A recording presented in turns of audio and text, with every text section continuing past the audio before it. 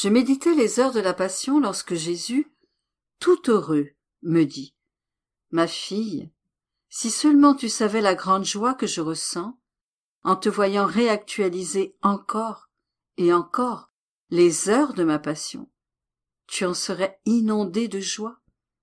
Il est vrai que mes saints ont souvent médité sur ma Passion et ont parfaitement compris les grandes souffrances que j'ai endurées, si bien qu'ils ont souvent fondu en larmes de compassion, consumés par amour de mes souffrances. Cependant, tu es la première personne à utiliser une procédure aussi ordonnée et systématique en méditant sur ma Passion. C'est pourquoi je peux dire que tu es la toute première à me donner une joie spéciale et beaucoup plus grande en entrant heure par heure dans tous les détails de ma vie et de mes souffrances. Je me sens si attiré par toi que, heure après heure, je te donne une nourriture nouvelle et, en étant toujours avec toi, je mange ce que tu manges et je fais ce que tu fais. Sache, cependant, que je te récompenserai abondamment par une lumière nouvelle et de nouvelles grâces sur cette terre. Et après ta mort, je te revêtirai d'une lumière et d'une grâce renouvelée chaque fois qu'une âme méditera les heures de la Passion. Livre 11, 4 novembre 1914. Je continuais ma méditation habituelle lorsque mon adorable Jésus apparut tout entouré d'une lumière qui rayonnait de sa très sainte humanité et l'embellissait pour former un spectacle enchanteur et ravissant. J'étais encore tout ébloui lorsqu'il me dit « Ma fille, chaque souffrance que j'endure, chaque goutte de sang, chaque blessure, prière, parole, action et chaque pas que j'ai fait sur la terre produisait une lumière dans mon humanité qui m'embellissait au point de plonger toutes les bienheureuses âmes dans le ravissement. Chaque pensée que peut avoir une personne sur ma Passion et chaque acte de compassion ou de réparation qu'elle peut faire a le sublime effet de tirer de mon humanité une lumière qui enveloppe totalement cette âme, en transformant son être tout entier en ma propre ressemblance. Ainsi, chaque pensée additionnelle sur ma Passion deviendra un nouveau rayon de lumière, apportant à cette âme beaucoup de beauté et de joies éternelles. Livre 11, 23 avril 1916. Continuant dans mon état habituel, je sentais mon âme en dehors de moi, lorsque je vis mon bien-aimé Jésus, tout couvert de sang, sous une horrible couronne d'épines. Me regardant avec beaucoup d'effort à travers les épines, il me dit « Ma fille, le monde a perdu son équilibre, parce qu'il a perdu la mémoire de ma Passion. Dans l'obscurité, ils ne recherchent pas la lumière de ma Passion qui illuminerait leur esprit, leur permettrait de reconnaître combien j'ai souffert pour leur âme, et tournerait leur cœur vers celui qui les aime vraiment. De plus, la lumière de ma Passion les guiderait et les mettrait en garde contre tous les dangers. Cependant, lorsqu'ils sont faibles, ils ne vont pas chercher la force de ma Passion qui les soutiendrait. Lorsqu'ils se sentent impatients, ils ne recherchent pas le miroir de ma patience, qui reflèterait leur honte et les amènerait à se faire un devoir de se maîtriser. Lorsqu'ils sont tristes, ils ne recherchent pas le réconfort dans les souffrances d'un Dieu, ce qui leur donnerait beaucoup de force et un grand amour pour la souffrance. Lorsqu'ils sont tentés, ils ne regardent pas ma sainteté, qui inspirerait leur conversion, éveillant en eux une grande haine du péché. Ah, les hommes sont assurément prévaricateurs et se sont égarés depuis qu'ils se sont écartés de celui-là seul qui aurait pu les aider. Le monde a perdu son équilibre.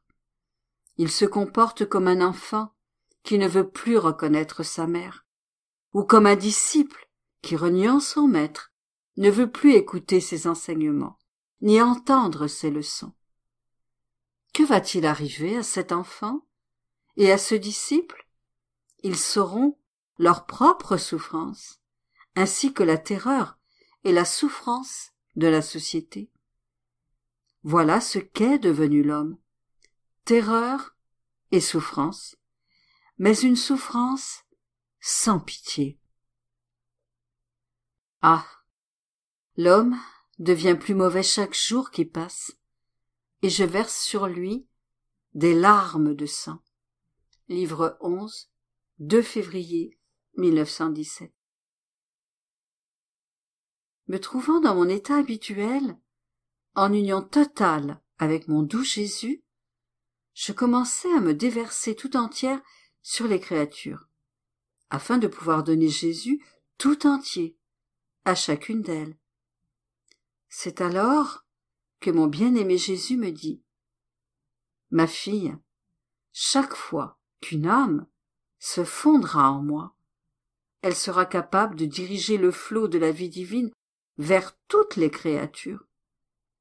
Et toutes les créatures, chacune selon ses besoins, recevra les bienfaits correspondants. Celles qui sont faibles sentiront de la force. Celles qui sont obstinées dans le péché recevront la lumière. Celles qui souffrent recevront un réconfort, et ainsi de suite pour tout le reste. Ensuite, avec mon âme en dehors de mon corps, je me suis retrouvée au milieu d'un groupe d'âmes, des saints du ciel et des âmes du purgatoire, qui me parlaient d'une personne que je connaissais, décédée il y a peu de temps. Ces âmes me disaient: « Il ressent un grand bonheur en voyant qu'il n'y a pas une âme qui entre au purgatoire sans porter la marque des heures de la passion. » Escortées et aidées par ces heures, les âmes trouvent un lieu sûr. De plus, il n'y a pas une seule âme qui entre au ciel sans être accompagnée par les heures de la passion. Ces heures répandent une rosée continuelle, revivifiant non seulement la terre, mais aussi le purgatoire et même le ciel. En entendant cela, je me dis: peut-être que mon bien-aimé Jésus, afin de garder sa promesse, que pour chaque mot de mon ouvrage il me donnerait une âme, ne permet pas à une âme de trouver le salut, excepté au moyen des heures de la passion. Après quoi, mon âme étant retournée dans mon corps, j'ai vu mon doux Jésus, et je lui ai demandé si ce que je pensais était vrai. Et voici sa réponse. Les heures sont l'ordre de l'univers. Elles mettent le ciel et la terre en harmonie et me retiennent d'envoyer la ruine sur le monde. Je sens que mon sang, mes plaies, mon amour et tout ce que j'ai fait est mis en circulation et s'écoule sur le monde entier pour les sauver toutes.